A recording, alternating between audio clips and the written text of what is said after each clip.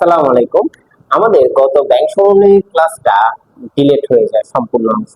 তাই আজকে আমি ওই বাকি অংশটুকুর ক্লাস নেওয়ার চেষ্টা করব এবং আমরা আজকে তিনটা সৃজনশীল প্র্যাকটিস করব এবং সেই তিনটা সৃজনশীলের মাধ্যমে বোঝার চেষ্টা করব ডেবিট ক্রেডিট পদ্ধতি আসলে কেন সহজ।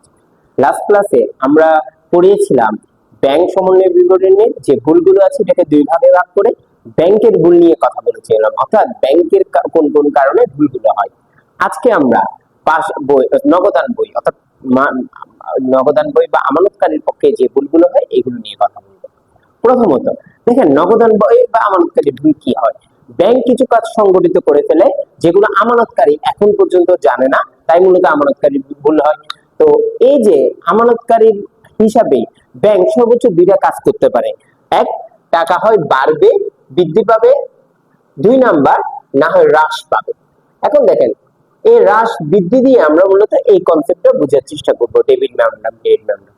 প্রথমেই বলি, ব্যাংক যদি কোনো আমানতকারীর পক্ষে টাকা কালেকশন করে, অর্থাৎ সে আমানতকারীর পক্ষে টাকা সংগ্রহ করতেছে, দেনাদার হতে অর্থ সংগ্রহ করতে পারে, প্রাপ্য বিলের অর্থ সংগ্রহ করতে পারে, তারপর বিনিয়োগের সুদ আদায় করতে পারে, এরকম যে ডিপিএস বা ব্যাংকে যে অর্থটা রেখেছে সেখান থেকে লভ্যাংশ লাভ পেতে পারে, সুদ পেতে পারে।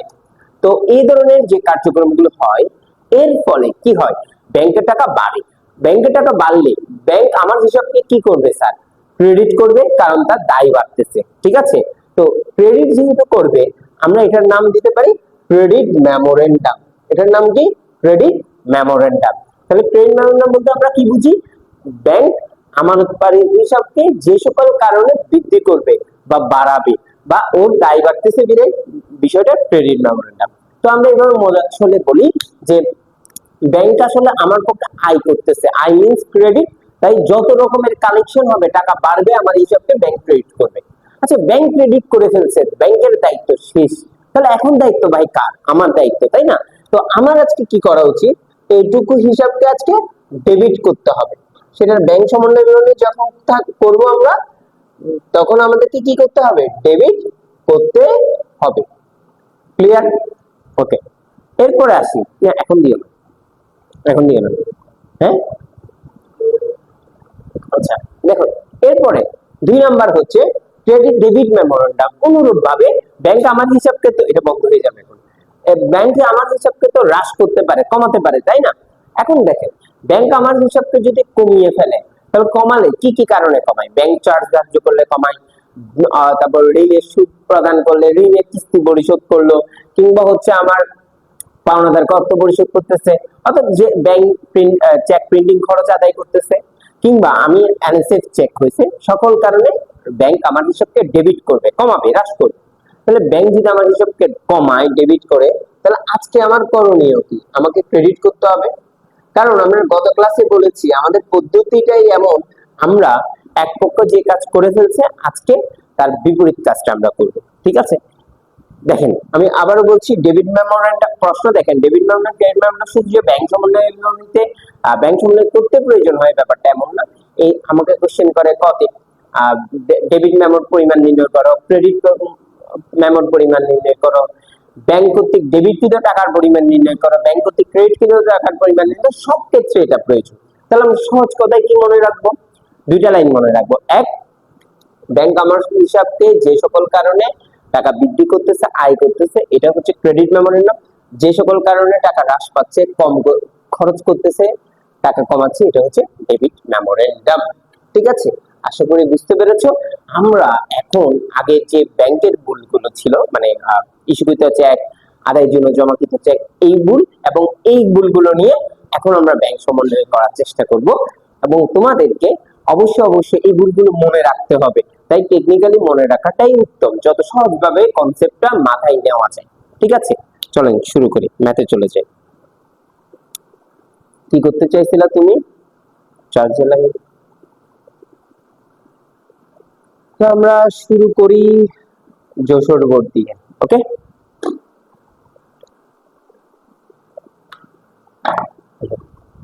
চার্জে কি লাগাইতে হবে? আমি ম্যাথে যাব,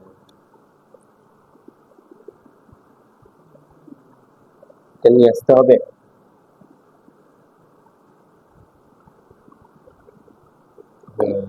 ঠিক আছে,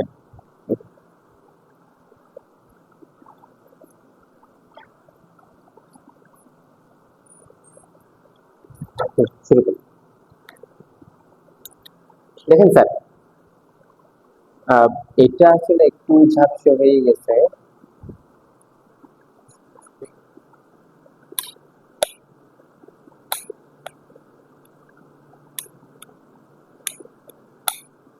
ওকে, ঠিক আছে না? ওকে, দেখুন, নগদান বই মোতাবেক ব্যাংক জমাতিরিক্ত আমার এখানে কি যে দেওয়া আছে, আমার নগদান বই, এটা আমরা প্রথম স্লাইডে দেখেছিলাম। নগদান বই মোতাবেক অর্থাৎ পাস আমার বই, আমানতকারী বই অনুসারে ব্যাংক জমাতিরিক্ত, এটা কোন জেদ দেওয়া আছে? ক্রেডিট জেদ দেওয়া আছে। কি জেদ দেওয়া আছে?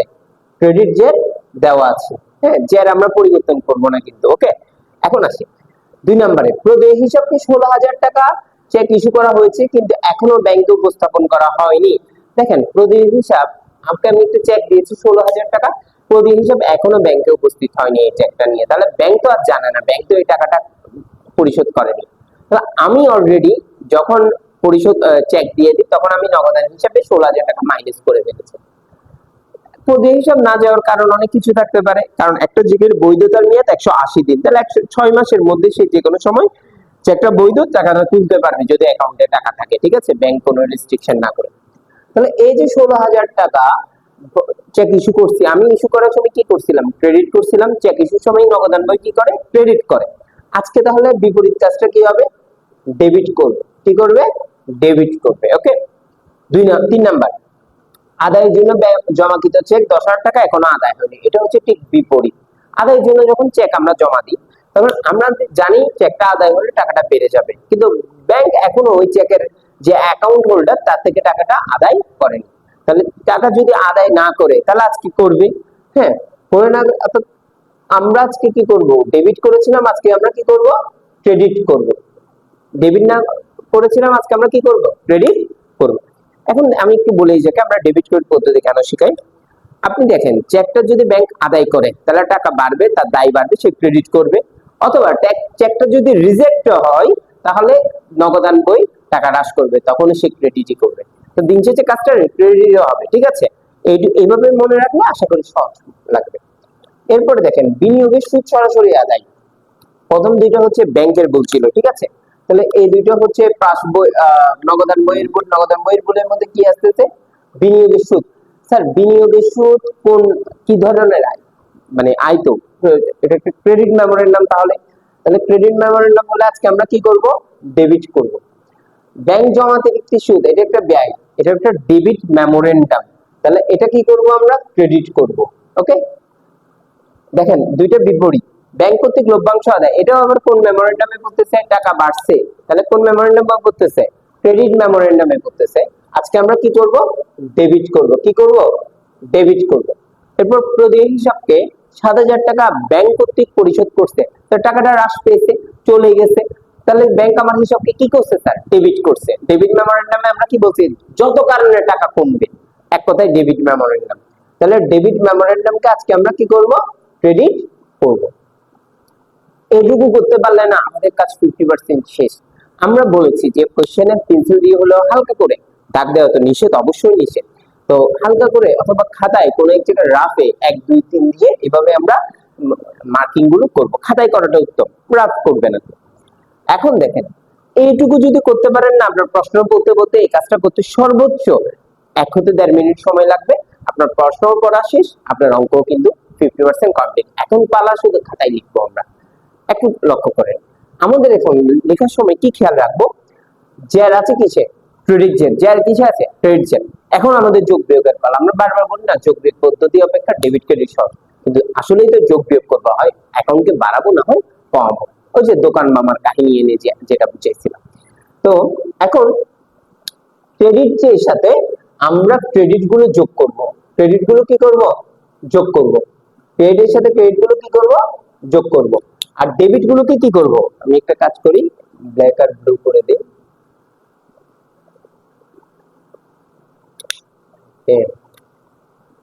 ব্ল্যাক গুলো ক্রেডিট, এই তিনটা ক্রেডিট কি করব? যোগ করব। আর এই তিনটা ডেবিট কি করব? বিয়োগ করব আমরা, তাই তো? এখন আসে স্যার, জের যদি ডেবিট হতো তাহলে যোগ করার পদ্ধতি কি ভিন্নতা আসতো? সিম্পল বিষয়, জের যদি ডেবিট থাকতো শুধু ডেবিট গুলোকে যোগ করতাম, ক্রেডিট গুলোকে বিয়োগ করতাম। তাহলে পদ্ধতি সেম, জ্যার যেদিকে যাবে যোগ বিয়োগ সেদিকে যাবে। জ্যার ডেবিট সবগুলো ডেবিট যোগ করে দিব, ক্রেডিট বিয়োগ করে দিব। আর জ্যার যদি ক্রেডিট হয় ডেবিট ক্রেডিট গুলো যোগ করব, ডেবিট গুলো বিয়োগ করব। ঠিক আছে, আসেন তাহলে আমাদের অঙ্ক কিন্তু কমপ্লিট। ক্রেডিট যোগ করব 10,000, যোগ করব 6,000, যোগ করব 7,000, যোগ করব। আর বিয়োগ করব কি কি? 10,000 না সরি 16,000 বিয়োগ করব, 1200 বিয়োগ করব, 10,000 বিয়োগ করব। চলেন আমরা সমাধানে যাই। আমরা এখন চলতেছি কিন্তু 3 নাম্বারটা। কোথায় যে শুরু করতে এসেছে, একটু একটু এদিক দিয়ে নিয়ে এসো। ওকে, দেখেন আমরা উপরে ডেবিট ক্রেডিট গুলো তো আশা করি আপনারা লিখেছেন, আমরা মুছে দিই, আমাদের বুঝতে সুবিধা হবে। নাম্বারিং করলে হয়। আচ্ছা, তাহলে যা যা বলেছি দেখেন তো। প্রথমে 3 নাম্বার 10,000 যোগ হয়েছে, 7,000 যোগ হয়েছে, 6,000 যোগ হয়েছে, 7,000 যোগ হয়েছে, বিয়োগ হচ্ছে কি কি 16,1200। লাস্টের যে ব্যাংক কর্তৃক লভ্যাংশ আদায় করেছে 10,000 সেটা 4 নাম্বার। এখানে নাম্বারিং গুলো আছে, এভাবে লেখা যায়। আর এই যে ভেতরে লেখার ক্ষেত্রে পুরোটাও লিখে দিতে পারেন, সংক্ষিপ্তও লিখতে পারেন। এখানে ভেতরে লেখার জন্য কখনো নাম্বার কাটা হয় না, ঠিক আছে। বাকিটা টিচারের মর্জির উপর ডিপেন্ড করে। তাহলে আসেন আমরা এই 1 লক্ষর সাথে যোগ করেছি 23,000, 1 লক্ষ 23, 27,200 বিয়োগ করলাম 95,800 টাকা উত্তর। এখন বলতে পারেন স্যার আপনি করাই দিচ্ছেন না কেন? আমরা কিন্তু অঙ্ক করেই ফেলছি, ওই ডেবিট ক্রেডিটের অঙ্ক শেষ। কিন্তু এই টেকনিকটুকু ব্যাংক সমন্বয়টা আপনার কাছে সহজ বানিয়ে ফেলবে ইনশাল্লাহ, আমি আশা করি এটাই হবে। আর কেউ কেউ যোগ বিয়োগ পদ্ধতিতে প্যাটার্ন শিখলে তাকে 4টা চার্ট মনে রাখতে হয়, এই জায়গায় একটু অসুবিধা। তো দেখি কোথায় যেন ছিলাম। আচ্ছা, পুরো ম্যাথের মধ্যে আমরা অঙ্কটা শুরু করেছি নগদান বই মোতাবেক ব্যাংক জমা অতিরিক্ত দিয়ে। তাহলে উত্তরটা আসবে পাস বই মোতাবেক ব্যাংক জমা অতিরিক্ত, পাস বই মোতাবেক ব্যাংক জমা অতিরিক্ত।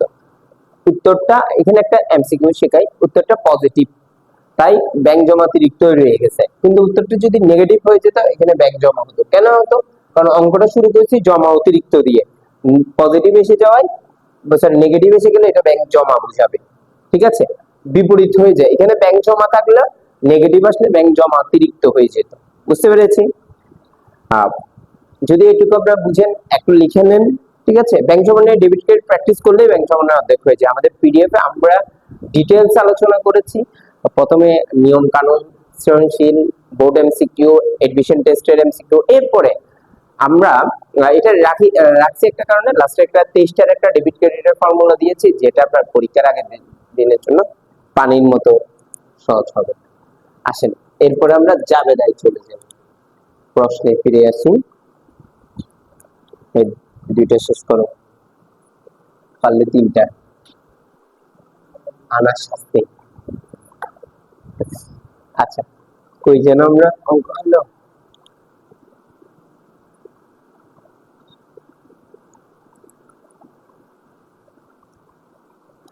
আমাদের পরবর্তী প্রশ্ন হচ্ছে ব্যাখ্যা ব্যতীত জাবেদা দাও। আচ্ছা, এখানে মেনশন করে দিয়েছে কার কার জাবেদা দিব। আমি এখানে একটা কথা বলি যে যদি মেনশন নাও করতো আমরা মূলত নগদান বইয়ের ভুলের জন্য জাবেদা দিতাম। যদি বলতো উদ্দীপকে প্রয়োজনীয় দাখিলা দাও, তখন আমরা নগদান বইয়ের ভুলের জন্য জাবেদা দিব। প্রয়োজনীয় জাবেদা দেওয়া হলেও সেম কাজ করব, উল্লেখ করে দিলেও সেম কাজ করব। আর ব্যাংকের ভুলের জন্য লিখে দিব যে ব্যাংকের ভুলের জন্য এটা ব্যাংকের ভুল এত নাম্বার, এটার জন্য আমানতকারীর বইয়ে কোনো দাখিলা দেওয়া হবে না, এটুকুই আমরা লিখবো। ঠিক আছে, আসেন জাবেদা গুলো আসলে নতুন কিছু না, ব্যাংক সমন্বয়ের জাবেদা আপনি যে জাবেদা করে আসতেছেন না সেই জাবেদা আমরা ওই অনুসারেই কিন্তু ডেবিট ক্রেডিট করেছি, তাই না? তাহলে দেখেন নগদান বইয়ের ভুলের জন্য যদি জাবেদা আমরা দিই, নগদান বইয়ের ভুল কোনগুলো? Debit memorandum, credit memorandum. তাহলে আমরা দুইটা জাবেদা দিয়ে টোটাল জাবেদাটাকে মনে রাখার ট্রাই করব। ঠিক আছে,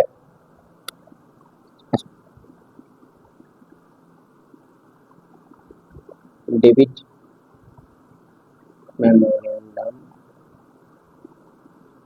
ডেবিট, ব্যাংক হিসাব ক্রেডিট। দেখেন ডেবিট মেমোরেন্ডামের ফলে ব্যাংক অ্যাকাউন্টে টাকা হ্রাস পায়, তাই ব্যাংক হিসাব ক্রেডিট। ঠিক আছে, এরপরে হচ্ছে ক্রেডিট মেমোরেন্ডামের ফলে ব্যাংক হিসাবে টাকা বৃদ্ধি পায়, তাই ব্যাংক হিসাব কি হয়? ডেবিট হয়।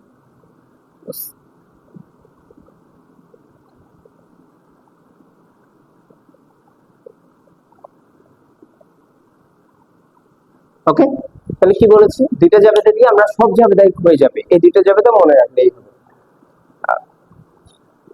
ওকে, এটা পুরোটা আসতেছে মাই, এটা আসতেছে নাকি দেখেন, এটা আছে এতটুক। ওকে ওকে চলবে। তাহলে ডেবিট মেমোরেন্ডাম ডেবিট, ব্যাংক হিসাব ক্রেডিট, কারণ ডেবিট মেমোরেন্ডামের ফলে টাকা চলে যাচ্ছে, ব্যাংক হিসাব হ্রাস পাচ্ছে, ক্রেডিট মেমোরেন্ডামের ফলে টাকা বাড়তেছে, ব্যাংক হিসাব ডেবিট হচ্ছে। এখন একটা জিনিস লক্ষ্য করে, তাহলে স্যার আমি কি ডেবিট মেমোরেন্ডাম ক্রেডিট মেমোরেন্ডাম এভাবে লিখবো? না, আমরা এগুলোর নামগুলো লিখবো। মনে করো একটা জনপ্রিয় ডেবিট মেমোরেন্ডামের নাম হচ্ছে, এখান থেকে আমরা দেখি লভ্যাংশ আদায়, মনে করো, তাহলে লভ্যাংশ আদায় যেহেতু করছে বা ব্যাংক বিনিয়োগের সুদ আদায় করছে, ও এটা তো আয়, সরি সরি আমরা বিনিয়োগের সুদ, এটা আয়। ক্রেডিট মেমোরেন্ডাম বিনিয়োগের সুদ, তাহলে ডেবিট মেমোরেন্ডাম হইতে পারে জমাতিরিক্তের সুদ, জমাতিরিক্তের সুদ বা ঋণের সুদ, ঠিক আছে, অর্থাৎ যে কোনো একটা ব্যয় লিখতে পারি। ওকে, বা ব্যাংক চার্জ, সবগুলোই কি আমার জন্য ডেবিট মেমোরেন্ডাম, অর্থাৎ ডেবিট মেমোরেন্ডামের জায়গায় নামটা লিখে দিব, ক্রেডিট মেমোরেন্ডামের জায়গায় নামটা লিখে দিব, ঠিক আছে। এই দুইটা জাবেদা পারলে সব ব্যাংক সমন্বয়ে জাবেদা পারবেন ইনশাআল্লাহ। আর বাদ বাকি কিছু আছে, ধরুন চেক প্রত্যাখ্যান হয়েছে, সেক্ষেত্রে কি হবে, ব্যাংকের টাকা হ্রাস পাচ্ছে, দেনাদার বৃদ্ধি পাচ্ছে, কারণ দেনাদারের থেকে চেক পেয়েছি বিদায় তখন আমরা দেনাদারকে হ্রাস করেছিলাম। আজকে চেকটা প্রত্যাখ্যান হচ্ছে, দেনাদার আবার নিয়ে যাবে, দেনাদার দিবে ব্যাংকে। মোটামুটি সবগুলোই আপনারা করতে পারবেন, এই বিশ্বাস রেখে প্র্যাকটিস শুরু করেন। দুই একটা ব্যতিক্রম থাকবে, ইনশাআল্লাহ আমরা সলভ করে দিব। তো শেষ হয়ে গেছে, ব্যাংকে জমা হয়েছে কিন্তু নগদান বইতে লেখা হয়নি। ভাই ব্যাংকে জমা হয়েছে, নগদান বই লিখেই নেই, কিন্তু ব্যাংকে কাজ করে ফেলছে। কোন চারটা, লাস্টের চারটা না, নগদান বইয়ের ভুল 4টা না, ঠিক আছে। তাহলে কয়ের উত্তর হবে এই চারটার যোগফল, তাহলে একটা অঙ্ক শেষ, ঠিক আছে। ওকে, আমরা আসি, তবু একবার উত্তরগুলো একটু দেখে নিই।